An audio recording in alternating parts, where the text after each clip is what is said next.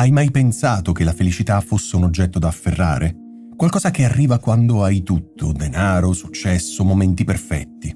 E invece, la ricerca più lunga mai fatta sulla vita umana, iniziata quasi 80 anni fa alla Harvard University, ci mostra una cosa molto potente. Non è il successo, non è il potere, non è la perfezione a renderci felici, ma la qualità delle relazioni con le persone che contano. Persino la salute fisica a lungo termine sembra essere più influenzata da chi abbiamo accanto che da quanto guadagniamo. La domanda allora diventa: cosa stai facendo con il tempo che hai? Il tempo che stai usando ora, mentre guardi questo video. Troppo spesso mettiamo energie su cose che crediamo ci rendano felici. Il prossimo traguardo, l'oggetto perfetto, l'idea della vita che dovrebbe essere. E nel frattempo dimentichiamo che la vita vera, quella che conta, si costruisce nei momenti piccoli. Una risata, un abbraccio, un gesto autentico. Nel buddismo si parla di presenza, di qui e ora.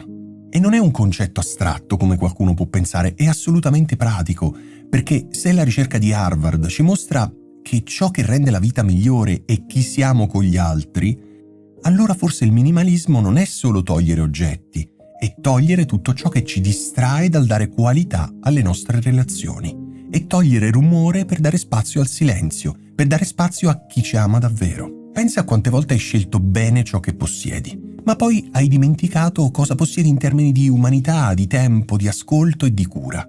Hai preferito correre dietro a qualcosa piuttosto che fermarti davvero con qualcuno che era lì, vicino a te. La ricerca lo conferma. Le relazioni sane permettono di affrontare meglio le difficoltà, non solo i momenti perfetti. Perché avere qualcuno che ti stia accanto nei momenti difficili non è solo un conforto, è uno dei fattori che ti aiuta a star bene davvero. Ed ecco la parte difficile. Costruire relazioni richiede presenza, richiede dare valore, richiede qualità, richiede anche scegliere. Scegliere di non riempire ogni minuto di impegni sterili e di distrazioni continue.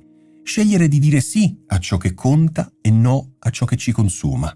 Scegliere di mettere da parte la paura del vuoto per dare spazio all'essere. Quando accetti che non sei tu a controllare tutto, come ad esempio la tua carriera, la decisione degli altri, la durata della vita, allora puoi iniziare a usare il tempo che hai per ciò che conta davvero. Non sono i soldi o la fama a determinare la qualità della vita, ma il calore dei legami umani. Allora ti faccio un invito. Guarda chi hai intorno. Vedi se stai costruendo connessioni reali oppure stai solo accumulando contatti. Chiediti: sto vivendo bene?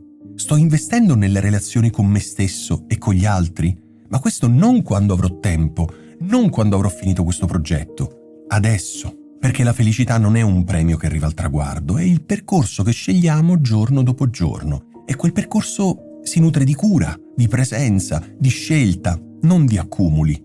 Se vuoi, fai un piccolo esperimento questa settimana. Spegni la fretta, lascia da parte un oggetto o un'attività che vedi come di troppo e dedica quel tempo a qualcuno, che può essere un vecchio amico, un genitore, te stesso. Ascolta davvero, non con il telefono in mano, ma con la mente già altrove.